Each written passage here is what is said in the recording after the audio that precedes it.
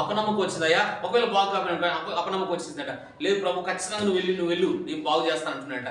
ఆయన బలవంతంగా దేవుని బలవంతంగా మనసులో ప్రేరేపణ బట్టి వెళ్ళి అమ్మా మీ కొరకు మేము ప్రార్థన చేయించంటే కన్నీళ్ళు బాగా ఏడుస్తుందంట ఆమె. అయ్యా ఈయన మంగళి ఎవరు మంగళి కటింగ్ చేసి అయ్యా ఈయన బట్టి మా కుటుంబం అంతా కూడా పోషించబడింది అయ్యా, ఈరోజు ఆయన లేవట్లేడు, నా పిల్లలు నా కుటుంబం దుఃఖం ఉందని ఆమె చాలా ఏడుస్తుందంట. అప్పుడు ఏడుస్తున్నప్పుడు ఈ పాస్టర్ గారు ఇంకా నేను ఇప్పుడు ప్రార్థన చేయను అని చుట్టూగా 3-4 సేవకులు ఉన్నారంట.